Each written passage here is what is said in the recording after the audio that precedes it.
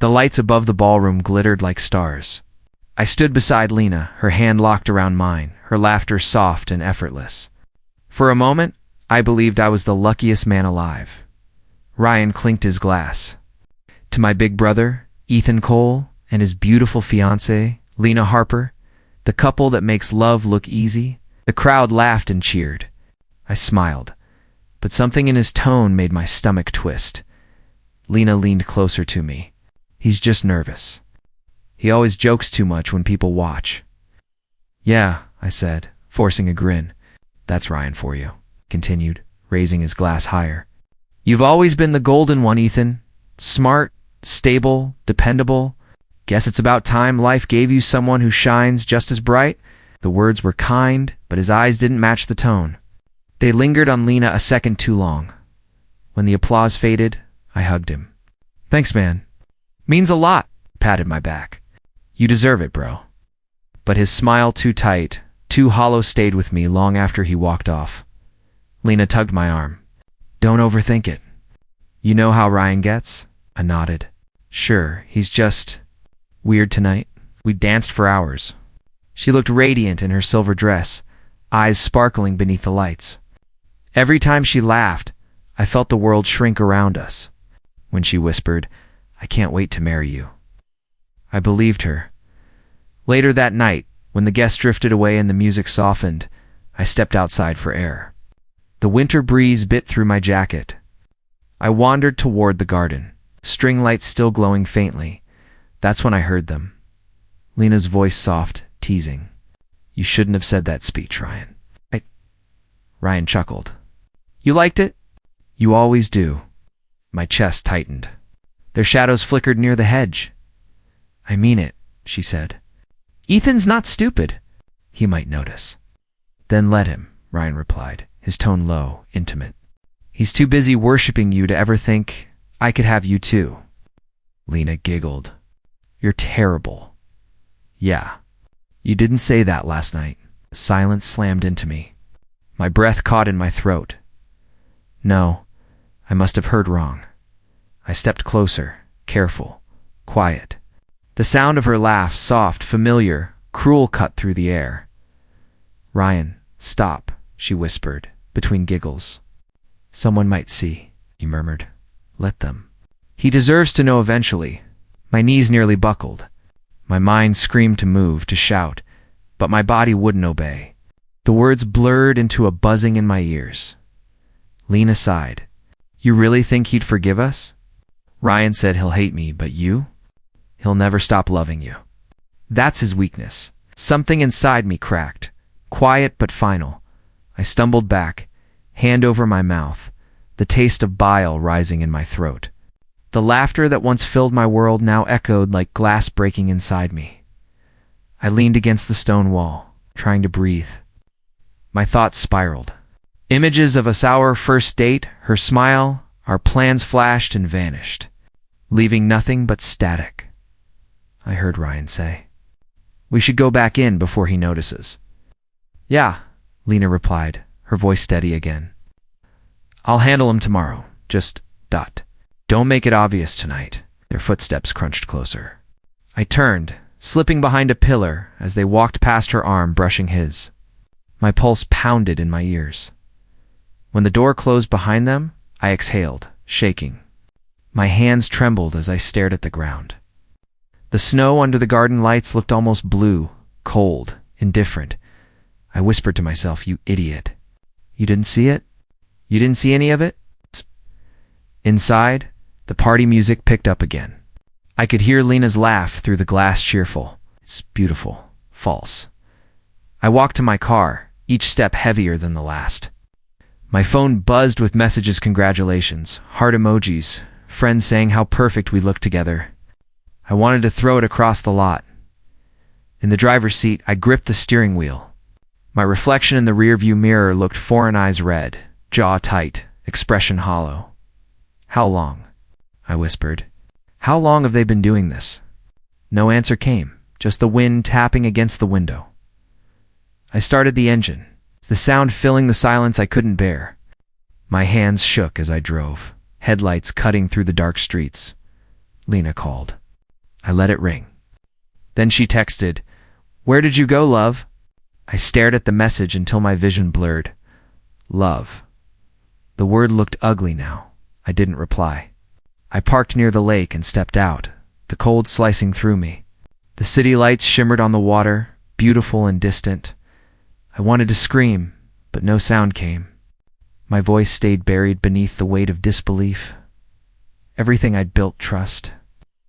Love, family had collapsed in one whispered laugh. I sat on the hood of my car, staring at the skyline. She laughed, I said aloud, voice breaking. She actually laughed. The wind carried the words away, leaving only the quiet hum of the city. That night, under those cold lights, I stopped believing in forever. When I opened my eyes, everything felt wrong. The light pouring through the blinds was too bright, too ordinary for the night I'd just lived through. My head ached, but it wasn't from sleep. It was from everything I couldn't unhear. Lena's voice drifted from the kitchen. "Ethan, you awake?" "Yeah," I muttered, staring at the ceiling.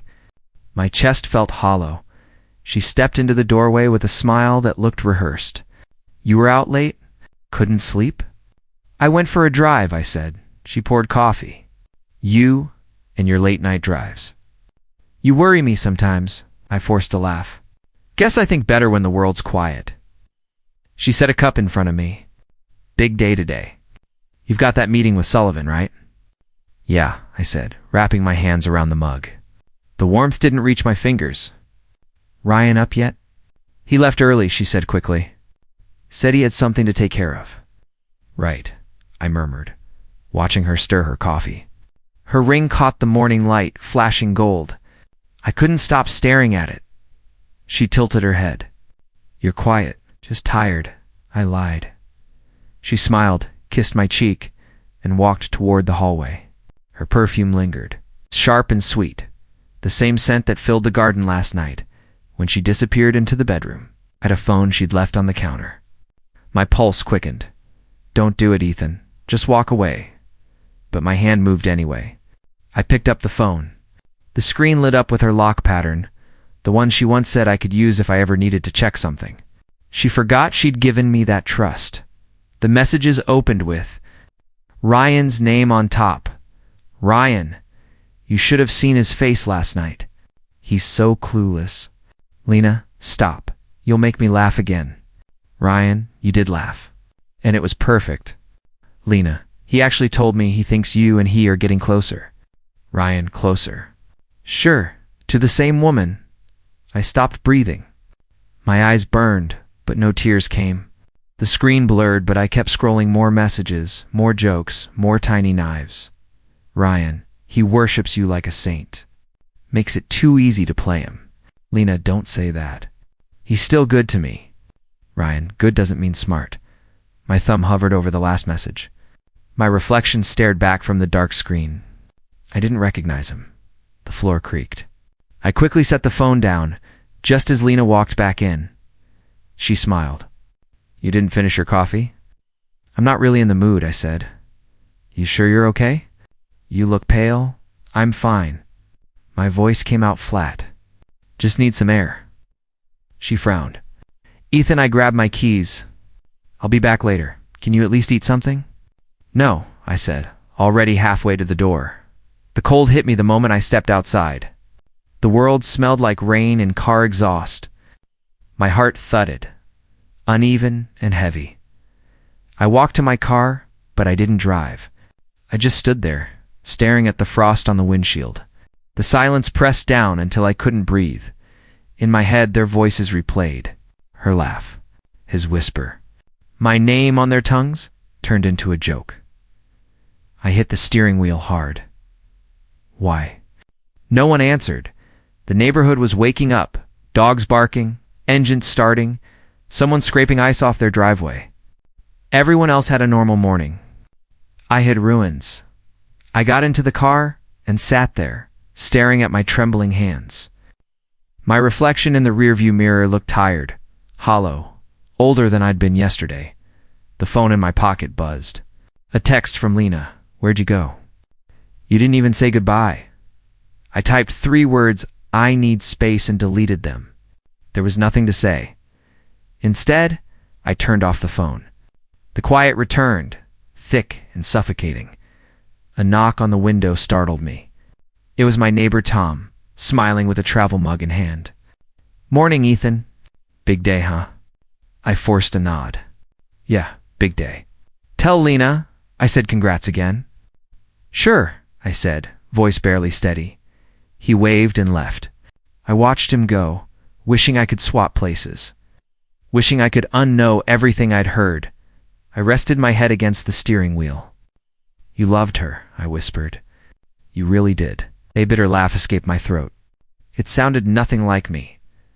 My mind tried to rewrite the night, to make excuses. Maybe I misunderstood. Maybe it was a joke. But the messages burned behind my eyelids. They mocked me. Together, my stomach twisted again. I opened the door, stepped out, and breathed the cold air until my lungs hurt. The sun climbed higher, turning the rooftops gold. It should have looked beautiful, but all I saw was the lie it illuminated. I didn't know where I was going, only that I couldn't stay. I walked down the street, keys in my pocket, shoes crunching against gravel. Every step felt like leaving a piece of myself behind.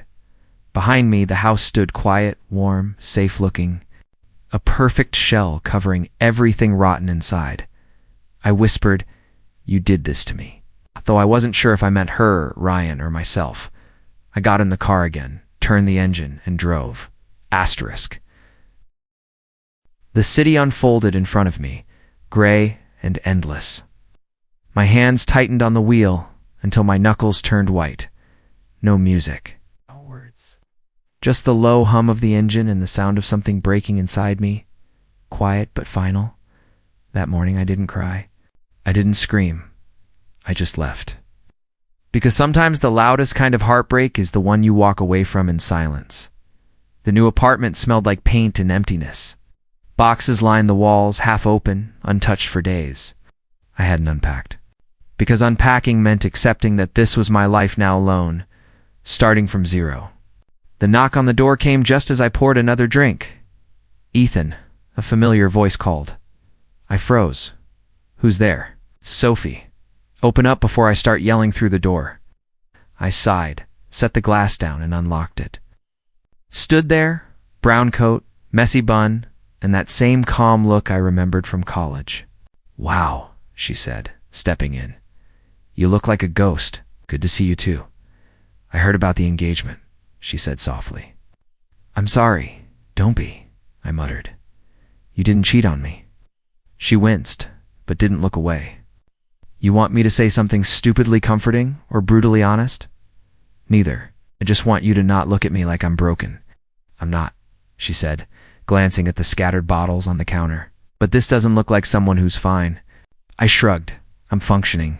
"Drinking isn't functioning. Depends on your definition." She sighed and sat on the couch, brushing dust from it. "When was the last time you ate?" I laughed, hollow and sharp. "Does whiskey count?" "No," she said flatly. "You're going to kill your liver before you get a chance to fix your heart." I sank into the chair across from her. "What's the point, Sophie? I built my life around people who lied to me. My own brother. The woman I was going to marry." She leaned forward. "You didn't build your life around them, Ethan. You built it around love. They just didn't deserve it." Her words hit harder than I expected. "Don't make it sound noble." "I was stupid. I didn't see it. 'Cause you trusted," she said. "That's not stupidity. That's humanity." I looked away, focusing on the blinking city lights outside. I can't sleep. Every time I close my eyes, I see them. I hear them laughing. Her voice softened.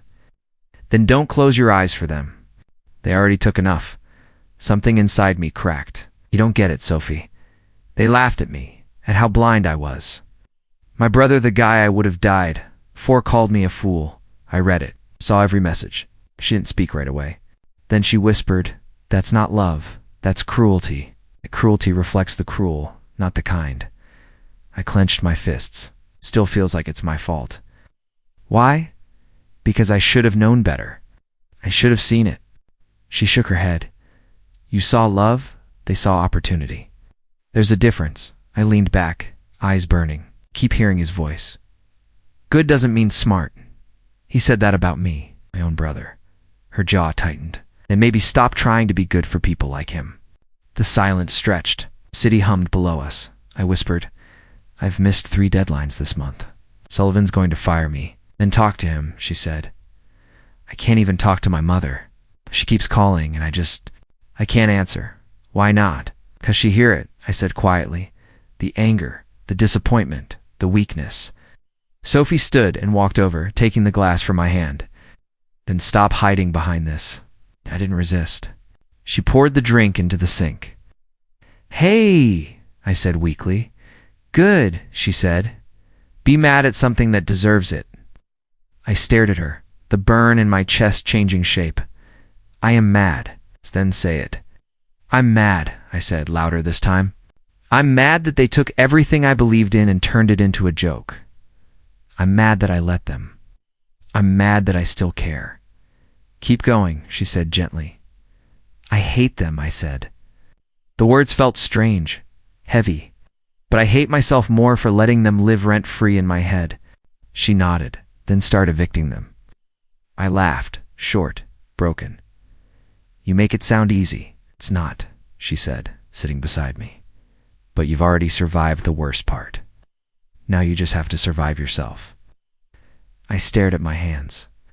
I don't even know who I am anymore. And find out, she said. Not for them, for you.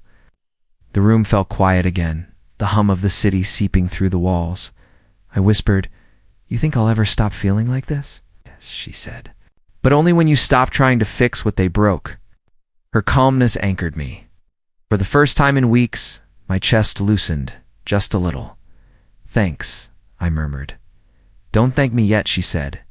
You still look like hell. I smiled, faint but real. Guess I needed someone to tell me that. That's what friends are for, she said, standing. Now promise me you'll eat something tomorrow. Fine, I said. No promises about drinking less, though. She shot me a look. Ethan, okay, I'll try. She opened the door. Good. Try not to drown tonight. Can't promise that either, I said. Her smile softened. You'll be okay, you just don't believe it yet. When she left, the apartment felt quieter, but not empty. I sat there for a long time, staring at the city lights, her words echoing in my head. Maybe she was right. Maybe I wasn't broken, just angry. And maybe for once, anger could keep me alive. When Dr. Patel asked me why I came, I almost said because I ran out of excuses. Instead, I told her, because I can't keep being this version of me. She nodded. Then let's start there. What do you want to feel again? I thought for a moment. Steady. Like I'm not one bad memory away from falling apart. That's a good place to begin, she said. Therapy wasn't dramatic. It was slow, like peeling old paint from a wall. You don't notice the change until the room feels lighter. Every Thursday at 6 p.m., I talked, she listened, and somehow I started hearing myself again. At work, Sullivan greeted me with a cautious smile. You sure you're ready for this, Ethan? Ready or not, I said. I need to try? Good, he said, patting my shoulder. I've got something that might interest you, our sustainability project for Chicago. We need something bold. Something with heart. Heart, I repeated. Yeah, something that says, we still build with purpose. That line stuck with me. For weeks, I drowned myself in sketches, still arcs, green terraces, sunlight woven through glass. I wasn't just designing a building. I was trying to design my way back to breathing. One late night, Sullivan walked past my desk. You're here again? Couldn't sleep, I said. He studied my blueprints. This is good. You're bringing life back into the room. I smiled faintly. Yes, I needed to rebuild something that didn't collapse on me. He nodded. Keep going. The world needs what you've got. When he left, my phone buzzed. A message from Sophie. You eat today, architect? I replied. Does coffee count? Her response came fast. No. Real food, Ethan. Fine. Sandwich, I typed back. Proud of you. Baby steps. I stared at the screen longer than I should have. Somehow, her small check-ins kept me grounded. She never asked too much, never tried to fix me, just reminded me that I still existed outside the hurt. Weeks turned into months. The skyscraper model took shape an elegant tower, twisting like it was reaching for light. When I presented it, my hands didn't shake for once. Sullivan leaned back, impressed. "This is something special, Ethan." I nodded, keeping my voice steady. "It's called the Renewal." He smiled. Fitting name. Its applause filled the room. I felt something I hadn't in months. His pride. Not the kind that comes from others' approval, but the quiet kind that whispers, "You did it anyway." That night I walked along the riverfront, the wind cool against my face. My reflection rippled on the water, faint but present. I called Sophie. She answered on the second ring.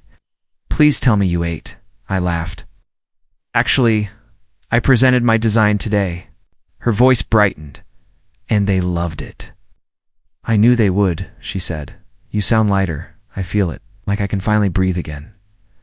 "Good," she said softly. "That's what healing sounds like." We talked for an hour about work, her students, nothing, and everything.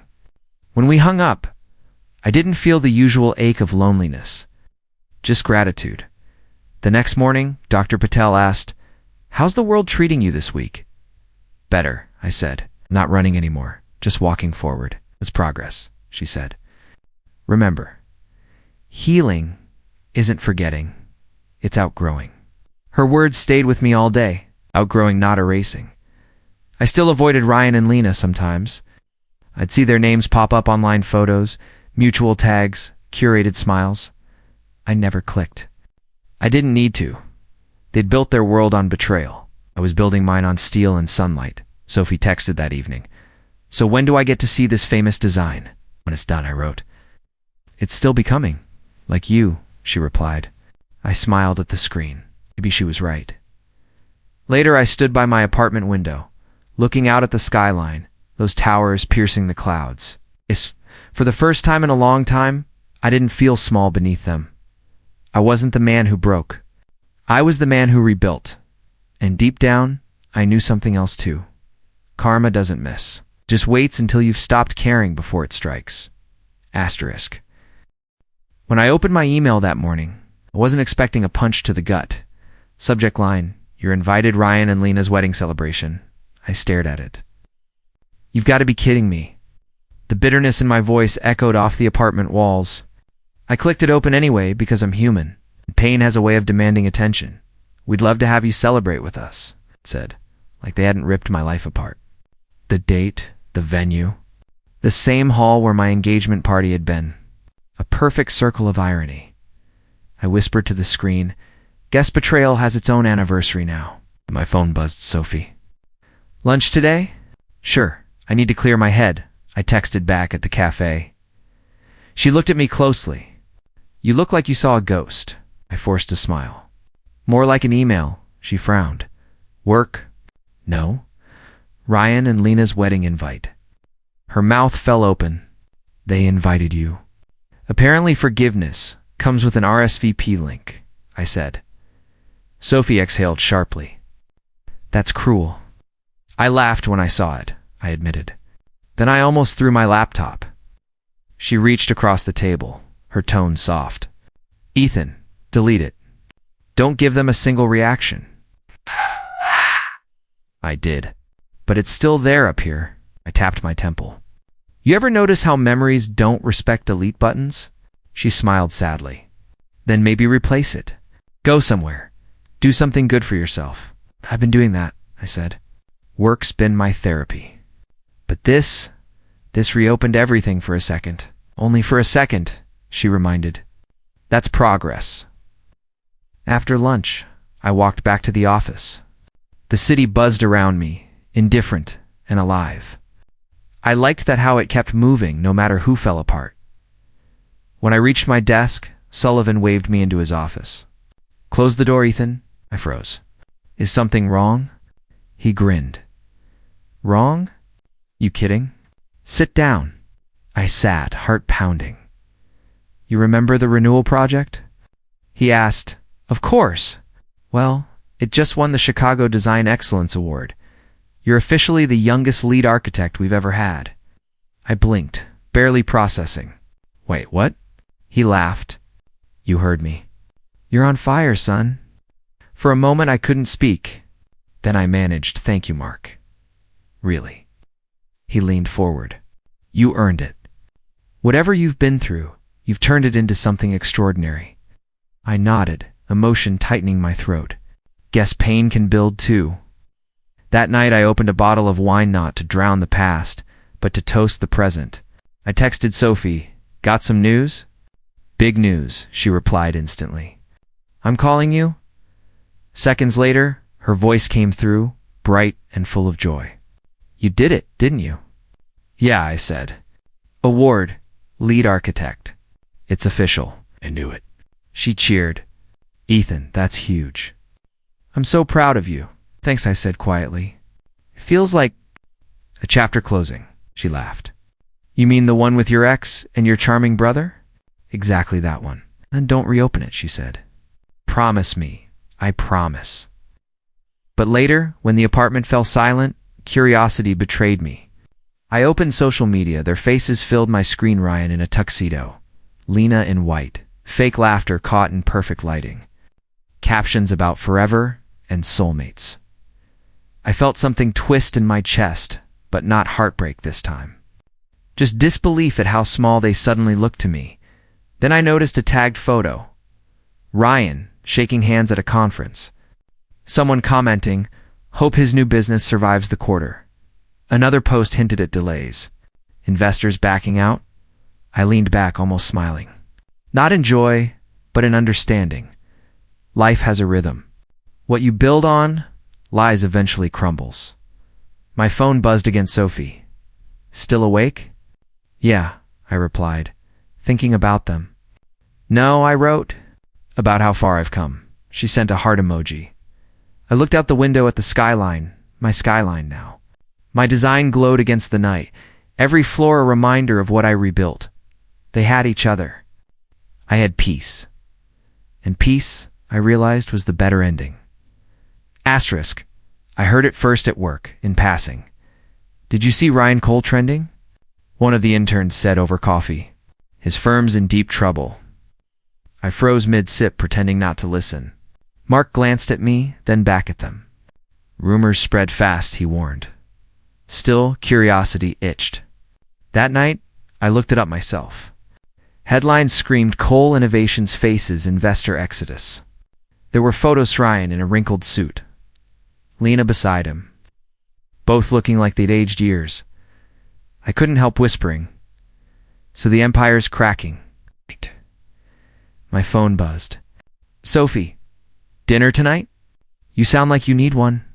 Sure, I texted back. At the restaurant, she waved from the booth. You saw the news? Yeah. I slid in opposite her. Didn't expect karma to move that fast. She smirked. Maybe it just waited for the right season. I'm not celebrating, I said. Just noticing. That's what growth looks like. I nodded. The funny thing is, I don't even feel angry. Just detached. Like watching a storm I used to live in. She stirred her drink. You're allowed to feel proud of how far you've come. I don't know if proud's the word. Maybe just relieved. She smiled. That's even better. Later, while driving home, I saw a clip online, Lena and Ryan arguing outside a gala. Paparazzi caught it all, her eyes sharp, his face pale. The caption read, cracks in the perfect couple. I turned the volume down and muttered, guess forever didn't last long. At the office the next day, Sullivan approached my desk. Ethan, that Cole guy, he's your brother, right? I hesitated. He nodded. Tough break for him. Bad leadership decisions. But hey, we all build or destroy what we deserve. I said quietly. We do. That evening, Sophie called again. You holding up? Why does everyone think I'd be shaken? Because most people would want revenge. I laughed softly. I did once now. I just want quiet. She paused. You've changed. Maybe I finally stopped bleeding. Good, she said warmly. Because you're finally free. Her words stayed with me long after the call ended. Free. I hadn't realized how heavy everything still sat inside me until it started to lift. The next week, I ran into an old mutual friend at a downtown art show. Ethan. Man, long time. Heard about Ryan? You talked to him? No, I said flatly. Smart. He's losing everything. Money, even staff. Lena's been yelling at him in front of people. Total chaos. I shrugged. Guess that's their journey. He gave a low whistle. You sound calm. I am, I said. Pain taught me patience. When I got home, I stood by the window watching city lights flicker. I remembered how I used to stare at the same skyline, heartbroken and drunk, wondering how to survive another night. Now it felt distant, peaceful. Sophie texted again. Still awake? Yeah, just thinking about them.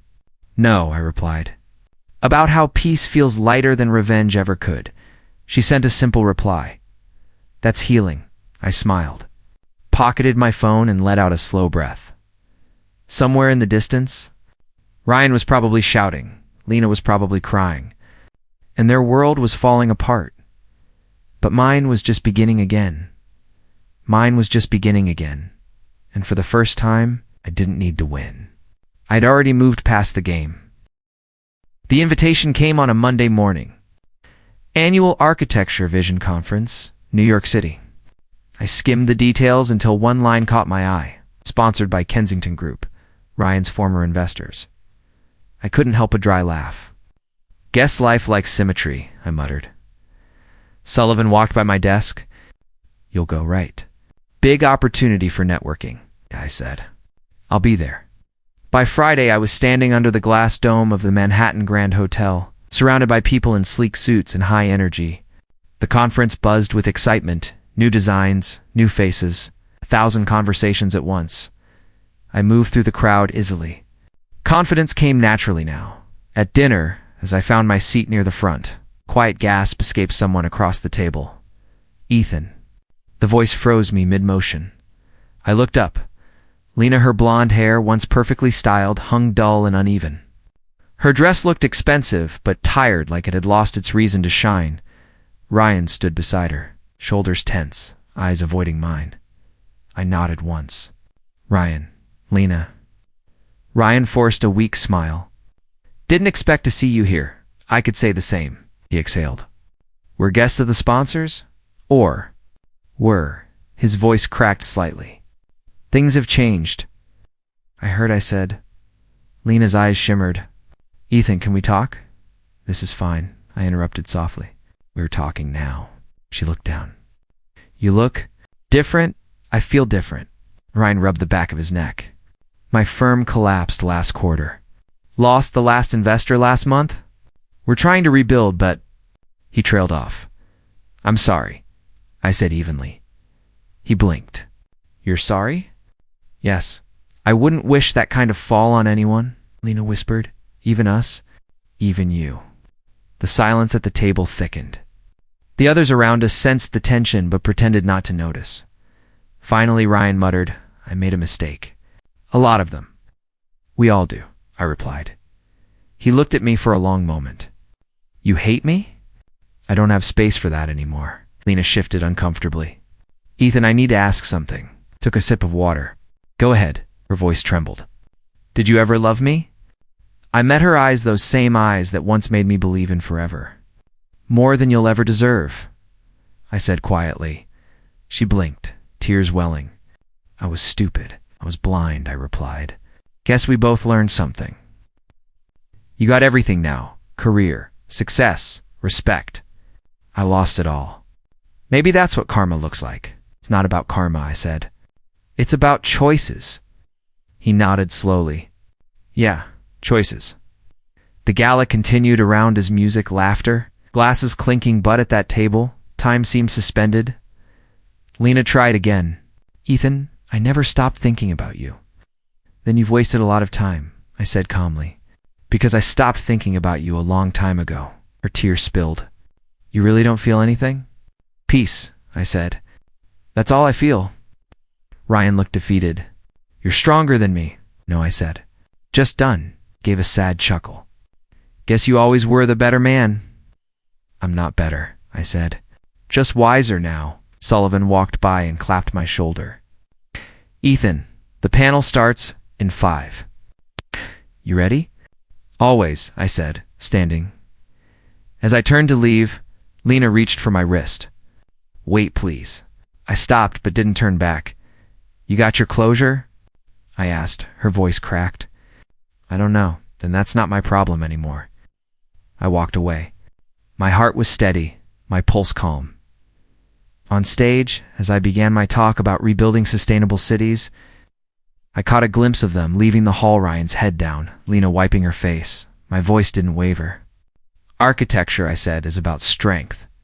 About building something that lasts, even when the foundation shakes. Because sometimes what breaks us teaches us how to build better. Applause filled the room. Afterward, Sophie called. So, how was New York? Eventful? I said. She laughed. That tone means something happened? Ran into them. Oh God, what did you do? Nothing, I said. That's what made it powerful. She was quiet a moment, then whispered, You sound. Free, I am, I said. Completely. Outside the hotel, the city lights reflected off the glass towers, my kind of beauty. I stood there, feeling the cool air, the noise, the pulse of life that didn't wait for anyone. They had broken me once, but I'd rebuilt stronger than ever. And this time, foundation was mine alone. Asterisk, Mr. Miller, someone named Ryan Blake is here to see you, my assistant said, hesitating. The name froze me for a second. I set down my pen, took a slow breath, and said, Send him in. The door opened and Ryan stepped in, looking nothing like the man I once envied. His hair was thinner, his shoulders hunched, his eyes hollow. He clutched a worn-out briefcase like it was the last thing keeping him upright. Ethan, he said quietly. I gestured toward the chair across my desk. Have a seat. He sat down, glancing around the office. You've done well. Really well. This place. It's impressive. Thank you, I said evenly. What brings you here? He swallowed hard. I need work. I raised an eyebrow. Work. My firm collapsed. Investors pulled out, clients left. I tried freelancing, but nothing stuck. I thought maybe you could, he paused, rubbing his temple. Help me. I know it sounds pathetic. It doesn't sound pathetic, I said slowly. It just sounds late, he nodded, eyes glistening. I deserve that. Silence stretched between us. The ticking clock behind me filled the room. I leaned back, watching him.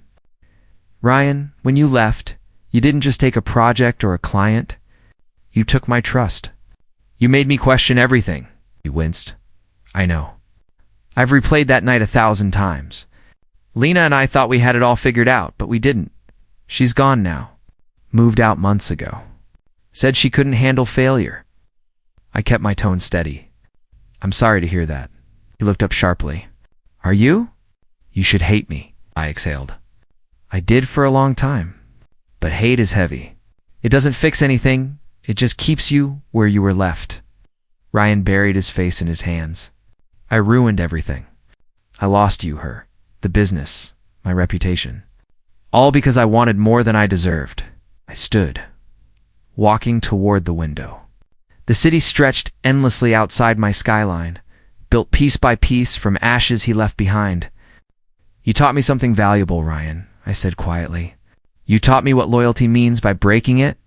He looked up, tears spilling. Please, Ethan, I'm not asking for pity.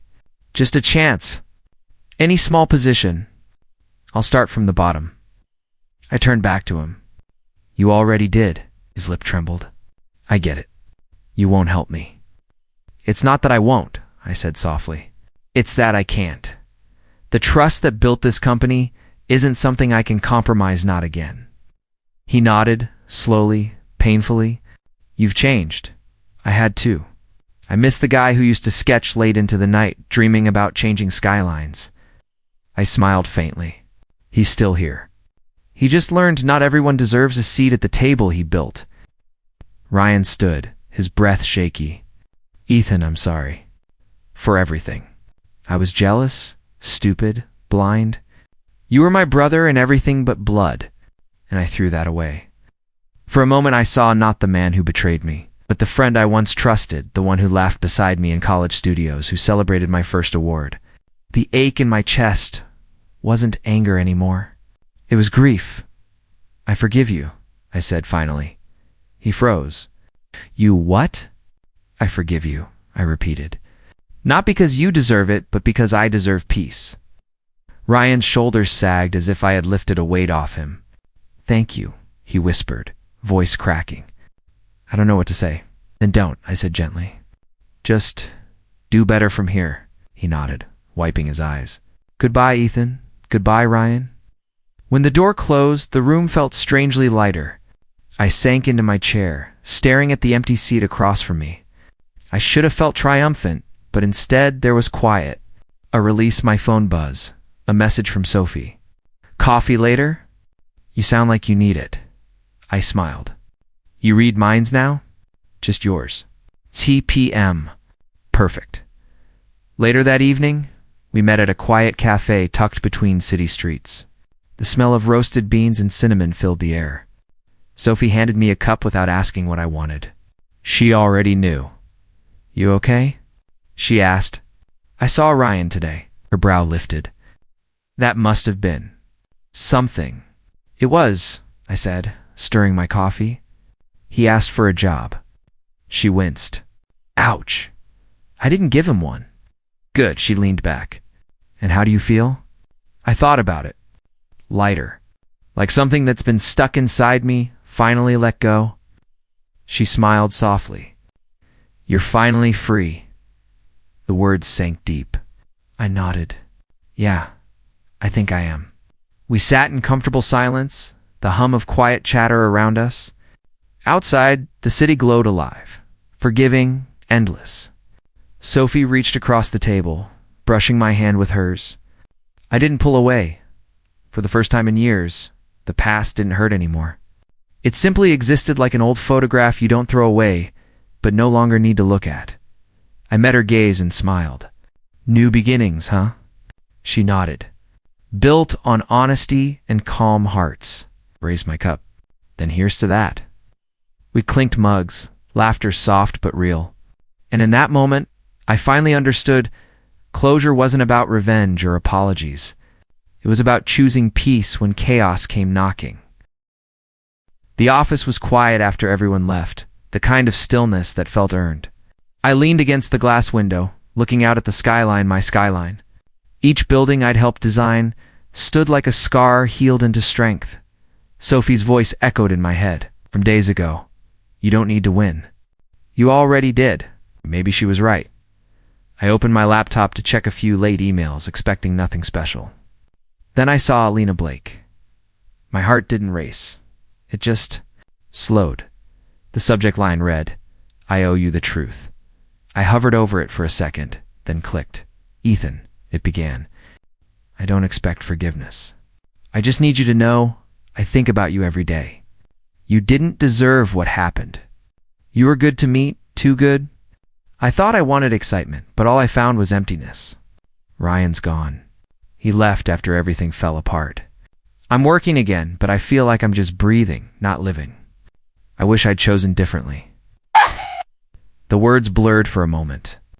I wasn't angry, just still. She ended with, "If you ever find it in your heart to talk, I'd like to say sorry in person." I read it twice. Maybe 3 times. Not because I wanted to, but because I needed to be sure I didn't feel anything. And I didn't. Sophie knocked lightly on my door, peeking in. "Still here?" "Yeah," I said. "Just wrapping up." She stepped closer, eyeing the screen. "Everything okay?" I nodded. An old ghost. "Nothing that matters anymore." She smiled gently. "You look peaceful." "That's new. I guess silence changes a person." "How so?"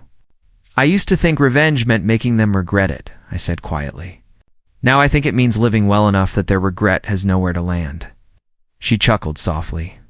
"That's deep, maybe. Or maybe I'm just tired of noise." And when she left, I turned back to the email. For a second, my hand hovered over the keyboard. I could have replied, said something cold, something victorious, something final. But what would that prove? Instead, I hit delete. The screen blinked. She was gone like she'd never been there at all. My reflection in the glass stared back at me. The man in that reflection wasn't the same one who once begged for explanations or closure. That version of me had burned away with betrayal. I whispered to the empty room, "You don't get to haunt me anymore." The city lights shimmered below, each one a heartbeat of ambition and forgiveness. Somewhere out there, they might be scrolling through old memories, trying to piece together where it all went wrong. But I already knew. It went wrong when they thought I was weak for loving too deeply. I grabbed my coat and headed out into the night. The air was cool, sharp, alive. My car waited at the curb, but I didn't get in right away. I just stood there, letting the hum of traffic drown out everything else. Sophie texted again. "Still awake? Coffee tomorrow?" I smiled. Always. Same place. Wouldn't miss it. I pocketed my phone and walked a few blocks, before stopping under the shadow of one of my firm's newest buildings. Its steel ribs caught the moonlight like armor. I remembered sketching it years ago, broken and desperate, not knowing I was designing a version of myself. "Funny," I murmured. "You were supposed to be proof I could rebuild a career. Turns out you were proof I could rebuild a soul." I thought about Ryan's trembling voice in my office weeks earlier, about Lena's regret written in desperate paragraphs. Once, their downfall would have satisfied me. Now, it just felt, quiet growth isn't loud. It's steady, patient, almost invisible till one day you realize you've outgrown the need to explain yourself. A man passing by glanced at me and said, "Nice building." "Yours." "Yeah," I said. "Mine." He nodded. "Beautiful work." "Thanks," I replied, smiling faintly. Took years to get it right. As he walked away, I realized I wasn't just talking about architecture. By the time I got home, the city had dimmed into a soft glow. I placed my keys on the counter, made tea, and sat by the window. The steam curled upward, fading into the dark like every apology I no longer needed to hear. I thought of Lena's line, "I wish I'd chosen differently." Maybe she did. But I chose differently now, too. I chose peace. I chose silence. And that silence became my loudest answer. When you stop explaining your pain, it stops defining you. When you stop chasing closure, you find it. I took a sip of tea, breathing out slowly. Somewhere in the distance, a siren wailed. The city alive with stories like mine, some breaking, some healing, all still searching. I wasn't searching anymore. The skyline outside shimmered with the kind of calm only earned by walking through fire and refusing to stay burned. I pulled out my notebook, flipped to a blank page, and wrote a single line. They laughed while I broke. Now I'm whole. And they're still searching for what they threw away. I closed the notebook and smiled, not the kind born of victory, but of peace. The silence felt like music.